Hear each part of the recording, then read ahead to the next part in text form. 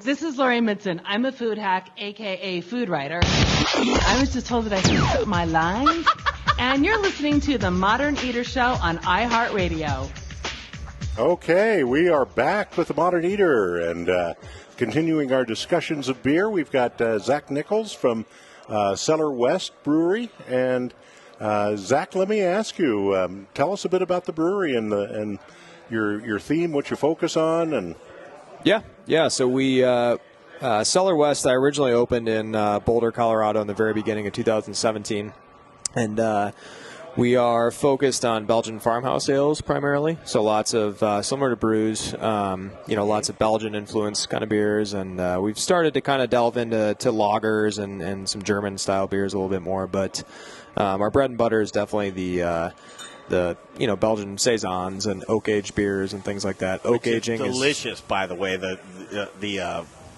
This one, which one? Feed your head. Yeah, this one right here, man. That was so good. Is this a new one that you're?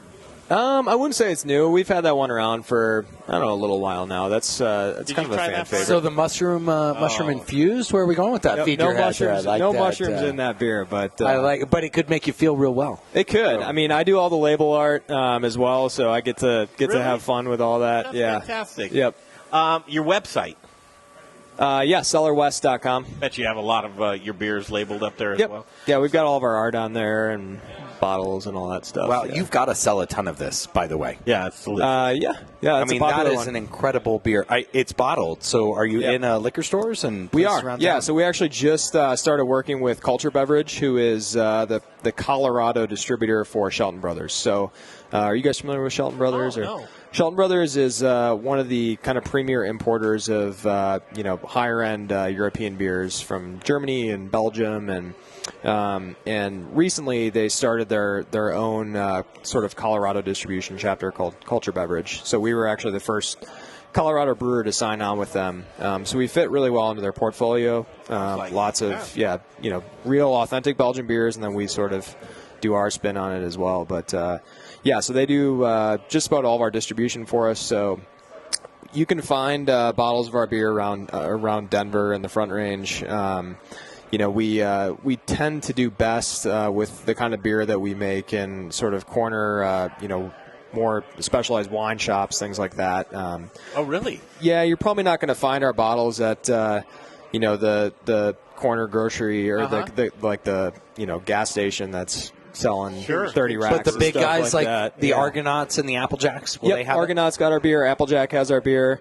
Yep. I've got to tell you, I've never had or even heard of the double saison. Where'd you? Yeah, it's not really a style. It's sort of so basically we brewed a big saison and we were like, okay, how do we brand this or market it? What do we call it? Sure. Okay. you know what saison is? No, give it. It means season. Okay. And it was beer that farmers brewed for their migrant workers who would come around and help them during the harvest. And they would have a contract, so they would provide lodging and food and up to 5 liters of beer a day. Keep them happy. Yeah, and so what happened is they figured out that, the best workers were going for the farmers that made the best beer. Interesting. And so the saison style started. Originally it was fairly low gravity, so these larger ones are, more of a modern thing, but, they're delicious, and this one is an excellent example. Yeah, this is definitely going to be more of a modern twist on the saison, not just the alcohol percentage, but we dry hopped it with Mosaic and Equinox hops, which are 2 American hop varieties, kind of a fruitier hop variety.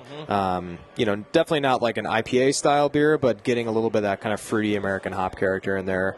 And this does have Brettanomyces in it, which is going to be a wild yeast that is, giving it that sort of like funky, dry character that is a little bit different. I love this because probably terrible correlation here, but I feel like this is the millennial version of Charlie right here. No, and I don't know if this is wrong or right, but Belgian style beers, what he's doing right is this bastardize it. It's so traditional in the Belgian styles, and here's a double. It's like, how dare you, young man? This is the least traditional of all the Belgian styles because it was basically homebrewed on farms by farmers, and they would use whatever ingredients they had, so they were all different. Yeah, I mean, that's why the workers would say... But do you like the direction of how this is what you're... Because this is an interpretation of what I'm saying from you, right? Yeah. This is your expression.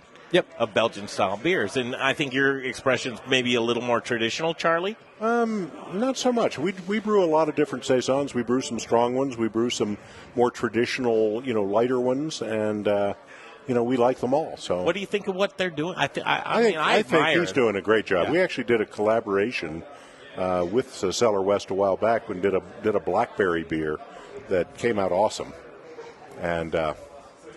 I love to see it though, and I know where Greg was going. He got off the rail there a little bit. It was perfect. But they're both. I think these are both two mature guys who really are doing something special.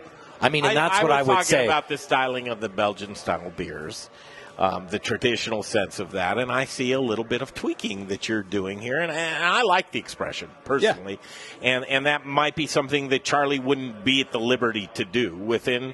Well, yeah, we actually do a lot of tweaking ourselves. Yeah. So saison is a style that's really been embraced by American craft brewers.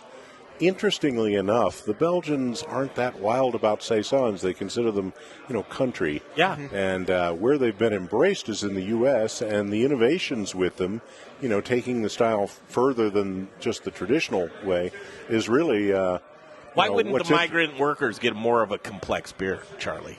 Well, they might get a complex beer, but they didn't want to give them a strong beer because they wanted them to work in the afternoon. Yeah, exactly. So if they bring it out at lunch, they didn't really have potable water out in the fields, so they would serve beer at lunchtime. Because that is a very sessionable beer, though. You could drink many of these. Yeah, that's a 9% ABV beer, but this one, it drinks like it's 5 or 6%. Holy yeah, cow, it really does. drinks light. Yeah. Would it be considered sort of like the American lager in a sense of that lighter or the Pilsner, or no? Because I would say, for me, a similarity that I see between those styles would definitely be, they're dry, so you can drink a lot of them. Thirst quenching. Yep, thirst quenching, dry. So there's some crossover there, but stylistically they're quite different. I mean, all the way down to ale yeast, which is what saison is made with, is quite different than lager yeast.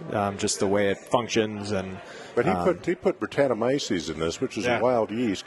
That's very typical because, there would be all sorts of wild. I mean, it was homebrewed in a barn. Yep. So there's all sorts of wild microorganisms in the air that get into it, and you've simulated that rather well. Right. So Saccharomyces is essentially brewer's yeast, and so we have Saccharomyces, which is like your standard beer making yeast in this beer, and then we add Brettanomyces, which is a wild yeast that's in the air all around us all the time.